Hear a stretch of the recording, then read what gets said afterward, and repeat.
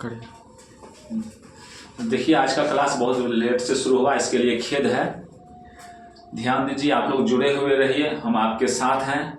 जब तक परीक्षा नहीं होगी तब तक जो है हम आपके साथ बने हुए रहेंगे। आप लोग भी बने हुए रहिए, निश्चित ही आपको सफलता मिलेगी। और कहीं कोई दिक्कत नहीं है। क्रैश कोर्स के तहत जो है हम सारे इम्पोर्टेंट चैप्टर जो भी हैं, इम्पोर्टेंट चैप्टर तो वैसे सबसे कुछ ना कुछ सवाल पूछा जाता है। कभी कभी जो है सभी चैप्टर से नहीं भी पूछा जाता है, कुछ चैप्टर को छोड़ भी दिया जाता है। तो इम्पोर्टेंट टॉपिक जो भी होगा सबको हम डील करेंगे। और उम्मीद नहीं पूरे विश्वास है कि आप निश्चित ही जो है अपने 2026 की जो परीक्षा होगी बोर्ड एग्जाम, इसमें आप लोग अच्छे नंबर से पास करेंगे। तो चलिए आज हम सरल सूक्ष्मदर्शी में आवर्धन के लिए व्यंजक के बारे में बता रहे हैं। अब देखिए, सरल सूक्ष्मदर्शी में सबसे पहले तो एक लेंस होता है। आप लोग जियोमेट्री बॉक्स में भी देखे होंगे, जो है डंटा होता है, नीचे से ऐसे करके और फिर ऐसे जो है इस तरह से बना हुआ होता है, जिसको हम अक्षर पर देते हैं तो बड़ा दिखाई देता है। तो उसी में आवर्धन कैसे होता है, किस तरह से बड़ा प्रतिबिंब बन जाता है, किस तरह से आवर्धित प्रतिबिंब, आवर्धित में से होता है बढ़ा हुआ, कैसे बनता है उसके बारे में मैं बताऊंगा। तो ध्यान दीजिए, इसका नाम ही है सरल सूक्ष्मदर्शी, अर्थात जो है सिंपल है, एक ही लेंस का बना हुआ है, इसलिए नाम है सरल सूक्ष्मदर्शी। यही अगर डबल हो जाएगा तो उसको हम लोग संयुक्त सूक्ष्मदर्शी कहेंगे, कंपाउंड माइक्रोस्कोप बोलेंगे। सरल सूक्ष्मदर्शी, सूक्ष्मदर्शी शब्द से ही स्पष्ट है कि सूक्ष्म अर्थात महीन चीजों को, बहुत छोटे चीजों को दिखाने वाला यंत्र। दर्शी में होता है दिखाने वाला, छोटे छोटे चीज को दिखाने वाला, छोटे छोटे चीज को देखने वाला। अब ध्यान दीजिए, अब इसमें हम जो है सबसे पहले देखिए ए बी एक वस्तु है, और ए बी वस्तु से सीधे जो है यह वस्तु देखिए फोकस और ओ प्रकाशीय केंद्र के बीच में रखा हुआ है। हम लोग जानते हैं कि जब फोकस और प्रकाशीय केंद्र अर्थात फोकस से जब वस्तु इधर होगी तो प्रतिबिंब कैसा बनेगा, काल्पनिक बनेगा। और जो समांतर किरण जाती है वह समांतर किरण जो है, समांतर किरण हमेशा ही जो है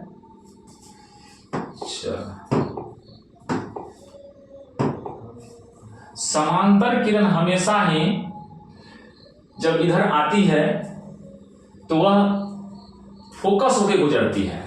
और ये प्रकाशीय किरण प्रकाशीय केंद्र होकर के जो गुजरती है किरण, वह सीधे जाती है, वह मुड़ती नहीं, अर्थात वह अपवर्तित नहीं होती है, यह अपवर्तित होती है। समांतर किरण अपवर्तित होकर के अर्थात विचलित होकर के अपना रास्ता चेंज करके फोकस होकर निकलती है। ये दोनों को हम कहीं भी आगे बढ़ाएंगे तो मिलने वाली नहीं है किरण। चलिए बढ़ाइए, कहीं भी बढ़ा दिए, दिल्ली पंजाब हरियाणा कहीं भी बढ़ा दिए, कटने वाला नहीं है। लेकिन अब सवाल उठता है कि भाई जब कटेगा नहीं तो प्रतिबिंब बनेगा कैसे? प्रतिच्छेद जब तक दो किरण नहीं करेगी तो कभी भी प्रतिबिंब नहीं बन सकता है।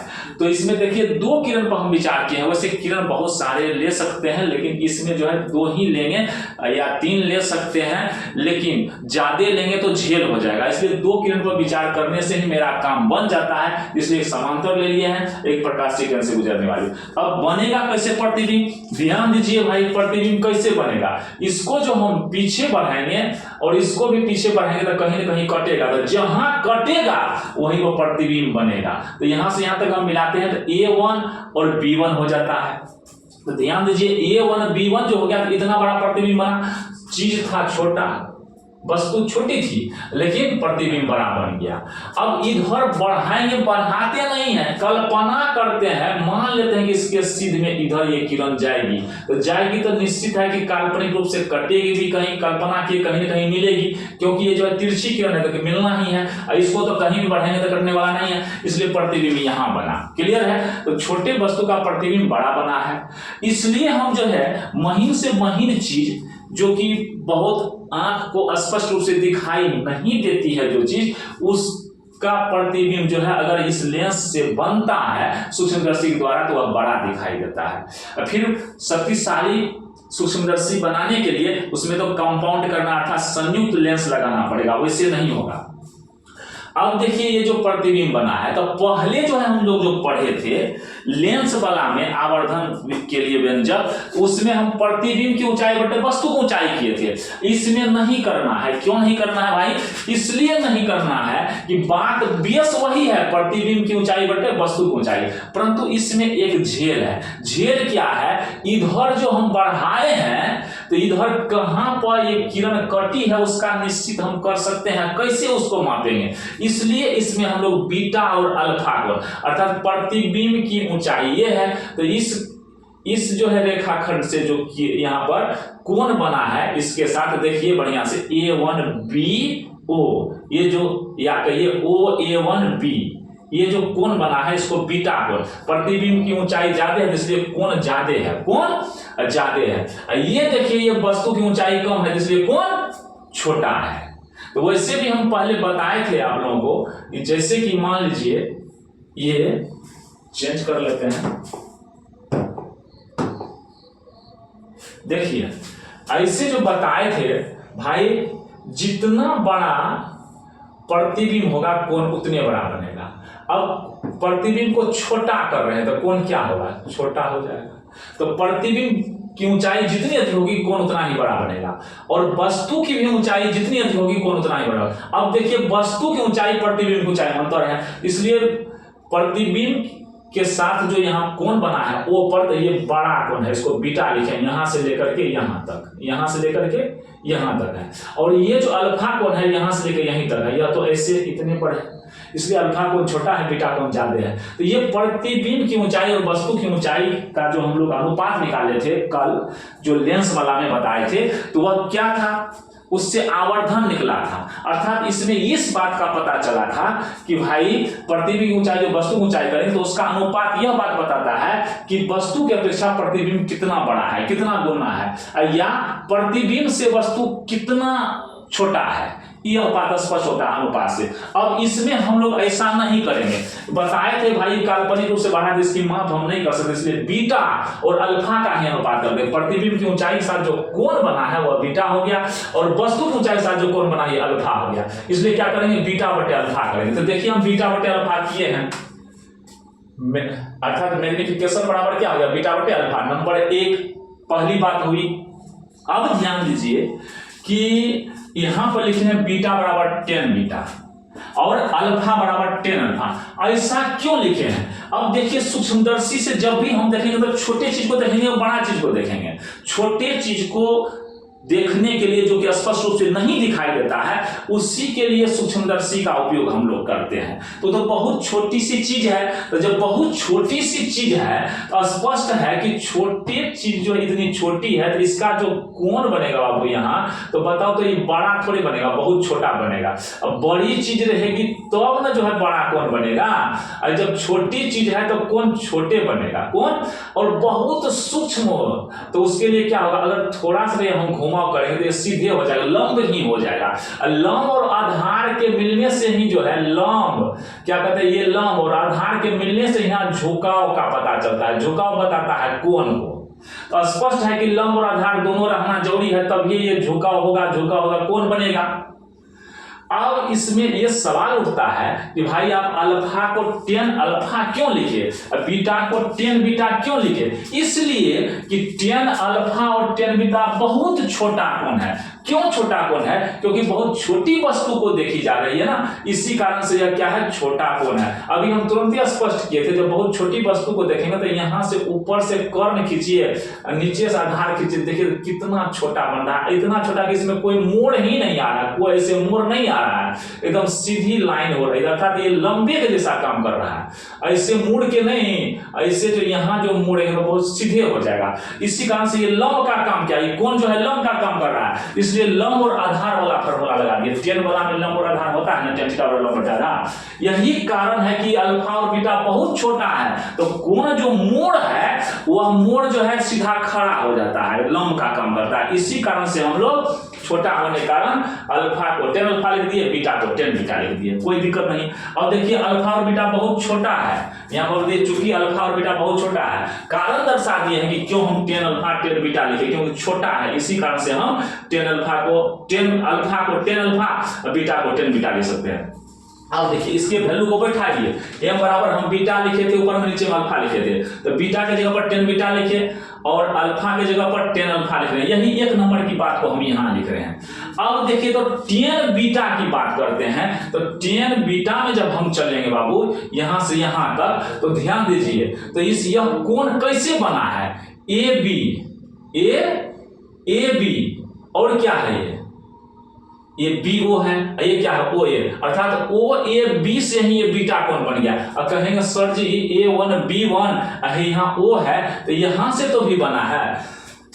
अरे जितना बड़ा ये बात को समझिए है, यहाँ जो हम ऐसे लाइन देंगे तो यहाँ जो कोण बनेगा A1 B1, यहाँ जो लाइन खींचेंगे और फिर यहाँ जो लाइन खींचेंगे हम, यहाँ जो लाइन खींचेंगे A2 मान लीजिए B2 दे देंगे, तो यहाँ जो है तो बताइए इसके कारण भी तो यही कोण बड़ा है, बड़ा लाइन के कारण भी यह इतने कोण और छोटा लाइन के कारण भी इतने कोण, तो यह जो बताइए तो यह सेम में जा रहा है जी, जितना A1 B1 और A2 B2 के कारण, A2 B2 के कारण जितना कोण बन रहा है उतना इसी कारण भी बन रहा है। इसलिए हम इसी लाइन को क्यों नहीं ले सकते हैं, इसको भी ले सकते हैं, AB बट्टा OA कर सकते हैं।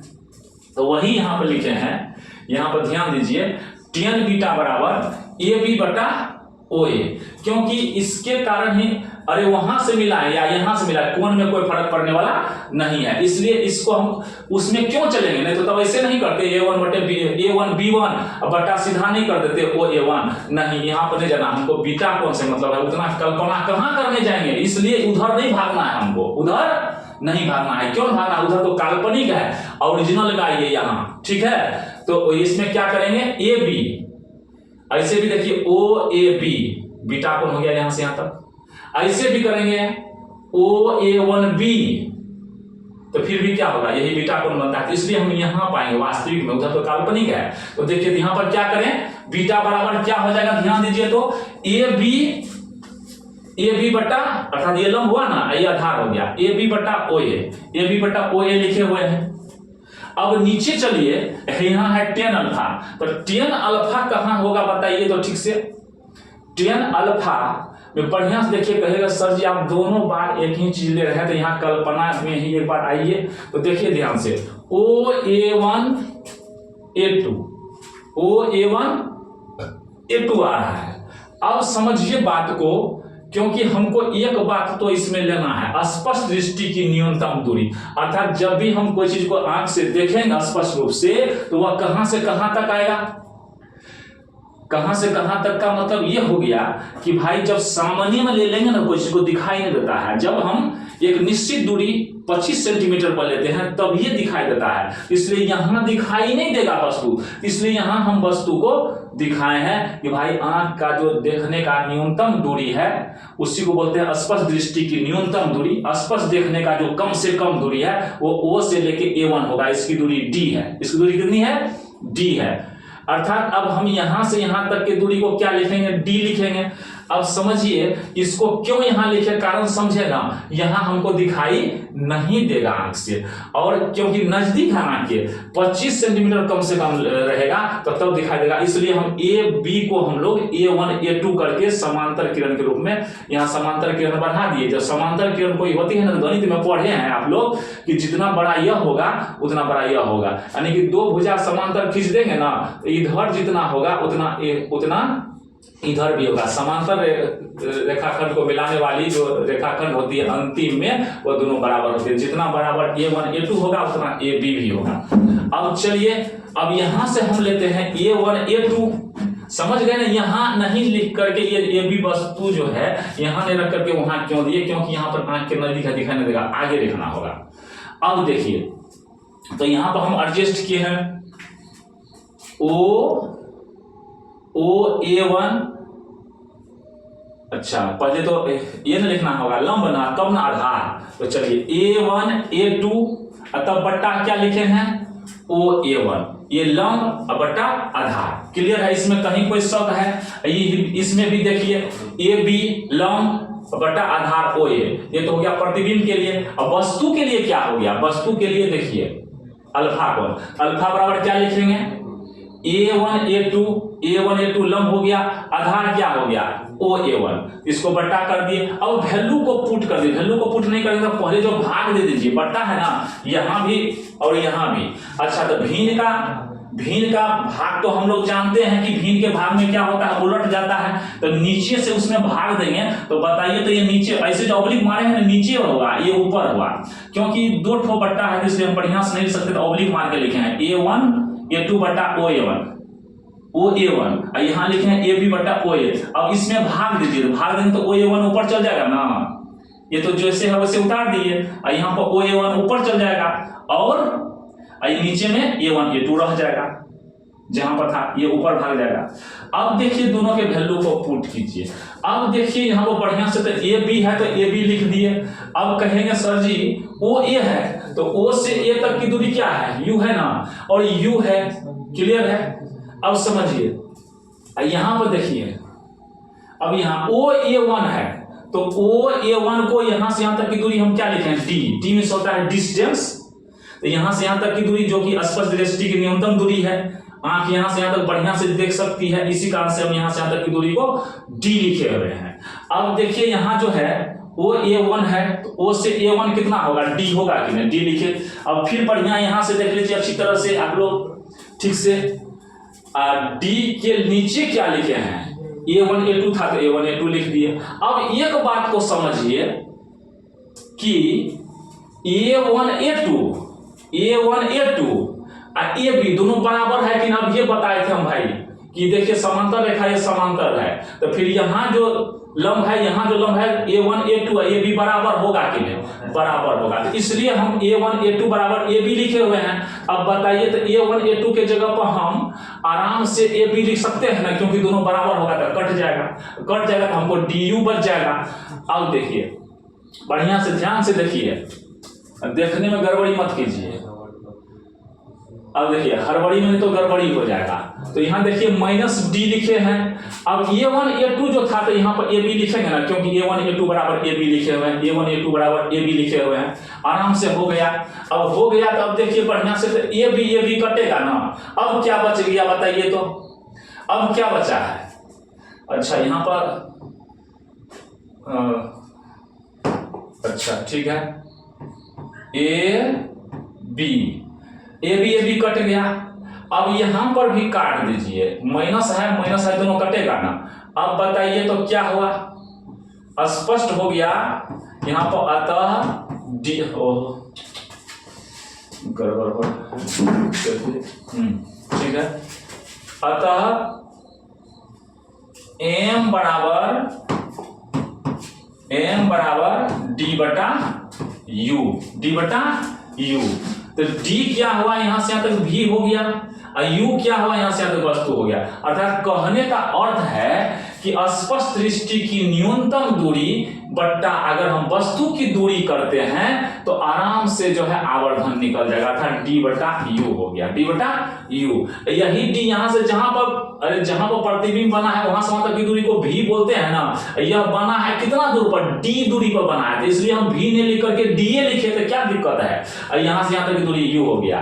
क्लियर है। अब कहेंगे सर जी ये माइनस वाला नहीं बताए, अरे माइनस वाला क्या बताएंगे, हम जानते हैं पहले से पढ़े हैं, पूर्वे जन्म से हम पढ़े हैं बढ़िया से। देखिए ध्यान से, आप लोग भी देखे हैं, अरे देखिए इधर से जो किरण इधर आ रही है हम माप रहे हैं, किरण आ रही है इधर रोशनी हम माप रहे हैं उधर, तो यह अवश्य ही जो है यहां से यहां तक की दूरी माइनस में होगी। और यहां पर ये भी देखिए किरण आ रही है इधर, हम यहां से यहां सेंटर से कुछ माप रहे हैं, सेंटर ये है कि इधर से माप रहे हैं, यहां से उधर माप रहे हैं, किरण इधर हम माप रहे हैं उधर, इसलिए ये भी माइनस में होगा, यह भी माइनस में होगा, यू भी यहां से यहां तक जो है माइनस में होगा, ये भी माइनस में होगा। अब देखिए एक बात ध्यान दीजिए, अब दूसरी बात हम बता रहे हैं, आप लोग गौर कीजिएगा। आज तो प्रॉब्लम हो गया था, ठीक है, कुछ जो है गलत जगह जो इधर से उधर हो गया सिस्टम, जिसके कारण जो है हम ठीक से बता नहीं पाए, बीच में फंस गए, कुछ टेक्निकल प्रॉब्लम आया, सॉफ्टवेयर का इश्यू आ गया था, जिसके कारण जो है प्रॉब्लम हो गया था। मेरा भी माथा चक्कर लेने लगा, भाई ये क्या हो गया। अब देखिए कल से आप लोग बने रहिए, कोई दिक्कत नहीं है, अब धीरे धीरे जो है समस्या का भी हल हो जाएगा। अब आगे हम, अब देखिए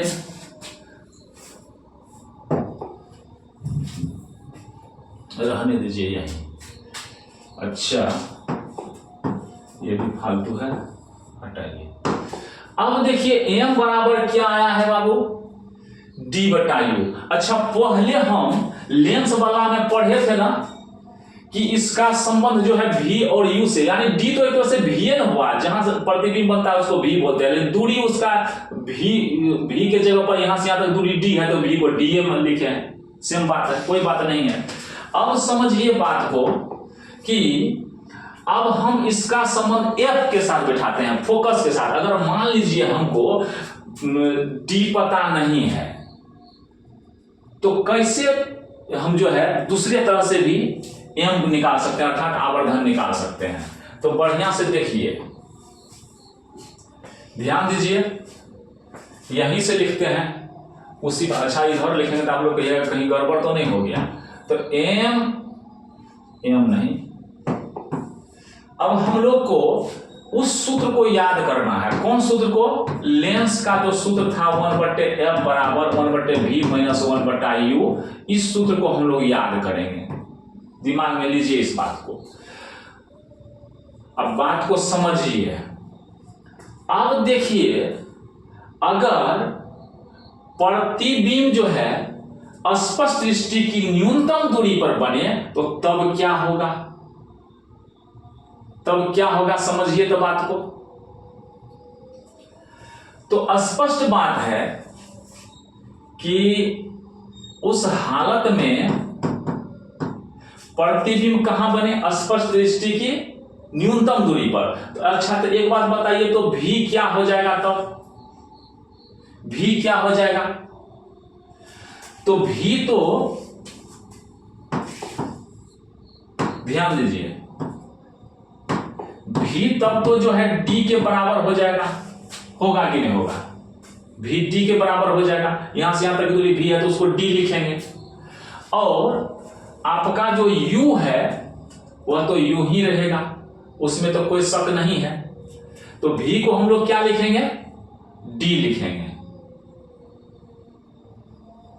अच्छा v को d लिखना है, u तो जो है वही रहेगा। अब देखिए हम लोग कैसे प्राप्त करेंगे d बटा u, m बराबर d बटा u है ना, क्या करेंगे इस सूत्र में जो d बटे u हो जाएगा।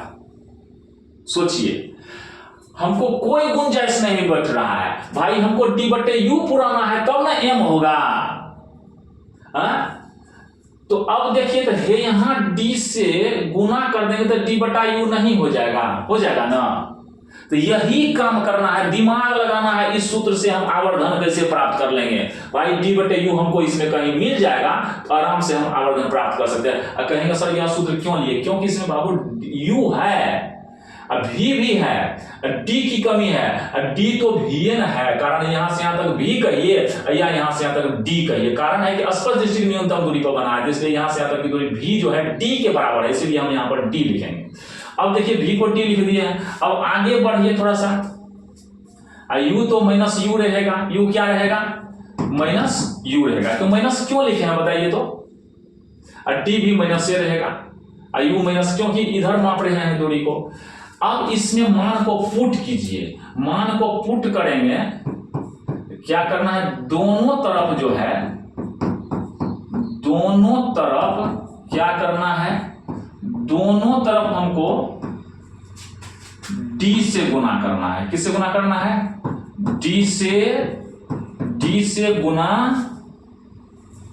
करने पर, d से गुना करने पर, d से गुना करने पर, करिए तो गुना। क्यों गुना कर रहे हैं, क्योंकि d बटे u पुराना है। अब देखिए, अब बात को समझिए ठीक से, अब कुछ नहीं है, आराम बात है। अब देखिए m, सॉरी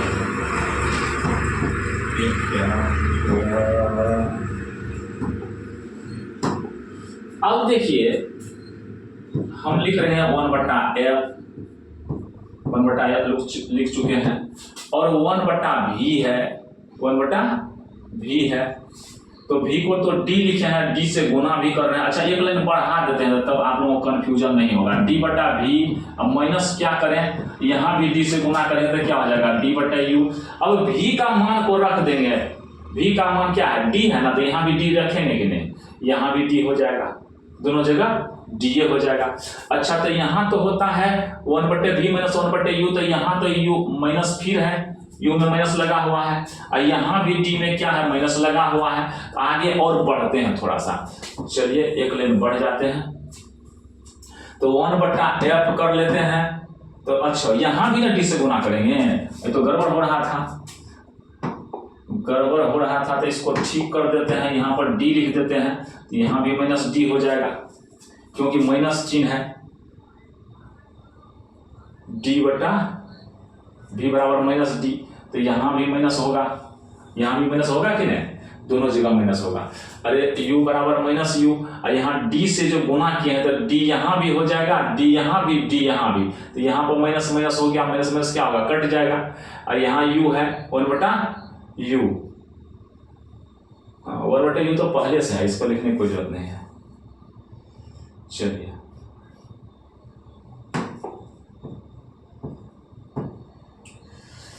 तो d में तो माइनस होगा, d में जो हम माइनस लिखेंगे, और u में तो माइनस लगा हुआ है ही, तो चलिए माइनस लिख देते हैं, यहाँ माइनस लिख देते हैं, और d में भी पहले से माइनस है तो माइनस लगाना है, और u में भी माइनस लगाना है। अब आगे बढ़िए देखिए क्या होता है, अब आगे हम लोग बढ़ जाते हैं, तो माइनस यहाँ तो हो गया आपको माइनस d/f, और यहाँ बराबर हो गया है। अच्छा v को तो अब d लिख सकते हैं, v को d लिख सकते हैं, तो यहाँ पर क्या लिखे, माइनस d/ फिर क्या आ जाएगा, माइनस d आ जाएगा, v के बदला माइनस d। अब फिर यहाँ क्या लिखें, यहाँ ध्यान दीजिए, माइनस माइनस है तो माइनस माइनस तो नीचे ऊपर कट जाएगा, माइनस माइनस कट जाएगा, तो यहाँ क्या बचेगा, यहाँ तो आपको बच जाएगा d/u बच जाएगा, माइनस माइनस कट जाएगा। अब ये भी माइनस तो कट जाएगा, यहाँ वाला माइनस यहाँ वाला भी माइनस तो कट जाएगा, दोनों माइनस कट गया। अब देखिए क्या हुआ, यहाँ पर हमको बच रहा है, ध्यान दीजिए, माइनस d/f हो रहा है, और यहाँ क्या हो रहा है, 1 हो रहा है, dd कट के 1 बचेगा, और यहाँ क्या बचेगा, d/u बच रहा है। अरे d/u कैसे बच जाएगा, हाँ यहाँ तो कट गया, दोनों जगह कट गया है। अच्छा यहाँ नहीं होगा, यहाँ नहीं होगा, तो यहाँ हटा दीजिए, हटा दिए तो फिर अब क्या होगा, अब आराम से देखिए हमको फॉर्मूला आ गया है। d/u हुआ तो बताइए, तो m हुआ कि ना, d/u को इधर ले आइए, d/u को जो इधर लाएंगे, तो d/u को इधर ले आएंगे तो माइनस है तो प्लस ना होगा, देखिए माइनस है तो यहाँ क्या हो जाएगा, ये अरे बराबर के उस पास इस पार लाएंगे तो प्लस होगा कि नहीं, d/u। अब यहाँ पर थोड़ा सा हम लोग गौर करेंगे, अब 1 है तो इस माइनस को जो इधर लाएंगे तो क्या होगा बताइए, प्लस होगा कि नहीं होगा, प्लस हो जाएगा। अब स्पष्ट हो गया है कि अब जो है ये आपका जो है 1 + d/f, अर्थात कहने का अर्थ है d/u बराबर क्या हुआ, 1 + d/f। अच्छा d/u को m लिख सकते हैं कि नहीं, तो बढ़िया से देखिए, तो m बराबर यहाँ 1 + d/f लिखेंगे ना, कोई दिक्कत है, d/f लिखे तो आराम से हो गया। अब देखिए एक फॉर्मूला ये भी हो गया, एक फॉर्मूला m बराबर d/u आया, और दूसरा फॉर्मूला क्या आया, 1 + d/f आ गया, कोई प्रॉब्लम नहीं है इसमें। अब देखिए जब वस्तु हो स्पष्ट दृष्टि की न्यूनतम दूरी पर, तो जो है तो तब क्या होगा, तब ऐसा सूत्र आएगा, उस हालत में ऐसा सूत्र हो जाएगा, जब वस्तु स्पष्ट दृष्टि की न्यूनतम दूरी पर हो तो तब सूत्र ये आएगा, तब क्या आएगा, ये आएगा। तो अर्थात v बराबर क्या हो गया, -d। यहां पर लिखना पड़ेगा एक लाइन, जब वस्तु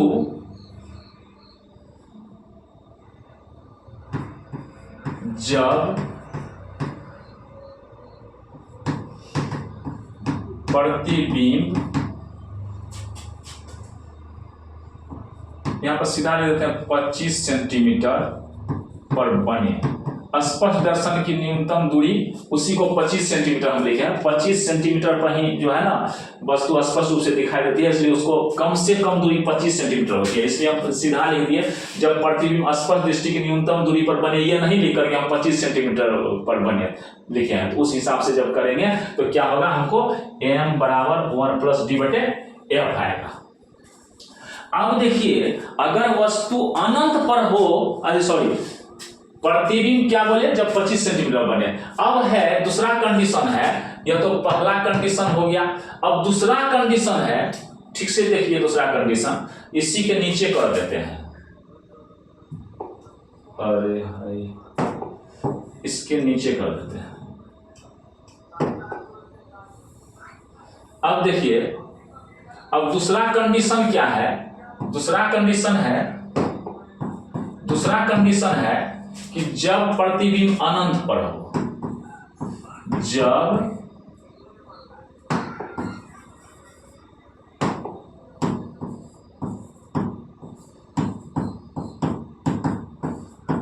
प्रतिबिंब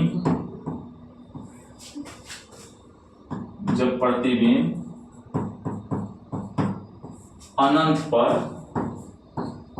पर बने। अब देखिए जब प्रतिबिंब अनंत पर बनेगा,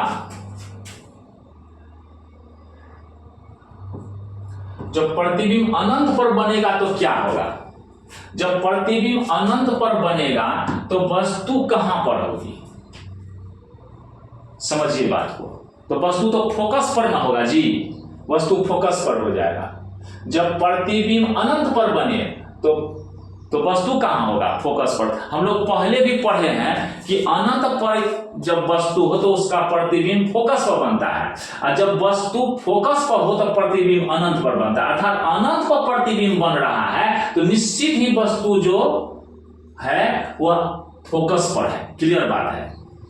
अनंत पर प्रतिबिंब बने तो वस्तु फोकस पर होता है, तो क्लियर बात है। तो हम क्या करें बताइए, यहां पर जो है सूत्र क्या आया है, m बराबर आया है d/u। पहले देख लीजिए आप लोग,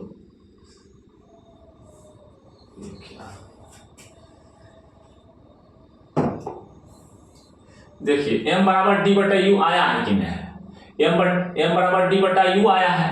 तो m बराबर जो d/u आया है,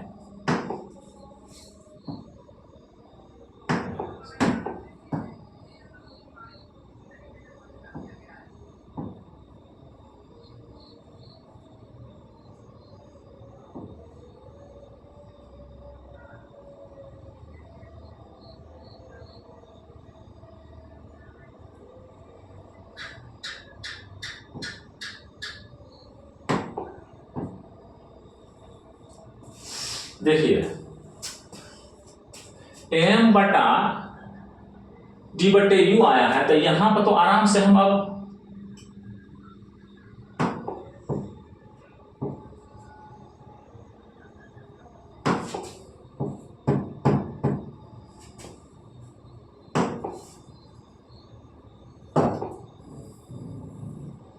m बराबर d/u आया है, ऊपर में हम देखे तो बताइए तो u, तो हम क्या बोले कि जब वस्तु प्रतिबिंब अनंत पर हो तो वस्तु कहां रहेगा, फोकस पर। तो इसलिए हम क्या कर सकते हैं बताइए, u बराबर f लिख सकते हैं ना।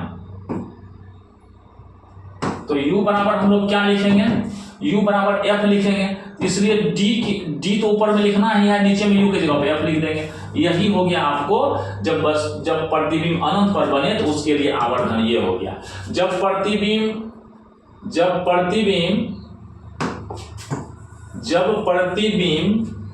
स्पष्ट दृष्टि की न्यूनतम दूरी पर बने तो तब उसके लिए आवर्धन ये होगा, ये सूत्र, तब जो है ये सूत्र होगा। और जब प्रतिबिंब अनंत पर बने तो तब उसके लिए ये सूत्र होगा। कितना सूत्र आया, एक आया d/u, दूसरा सूत्र कंडीशन के मुताबिक आ रहा है। कंडीशन क्या है, स्पष्ट दृष्टि की न्यूनतम दूरी अर्थात 25 सेंटीमीटर पर जब प्रतिबिंब बनेगा तो तब क्या होगा आवर्धन, m बराबर 1 + d/f। फिर अगर प्रतिबिंब जो है अनंत पर हो तो तब कहाँ बनेगा, m बराबर d/f। चलिए धन्यवाद, आप लोगों को बहुत बहुत शुक्रिया। रात में परिश्रम करते हैं, आप लोग भी जो है कीजिए, मेरे साथ बने रहिए, सफल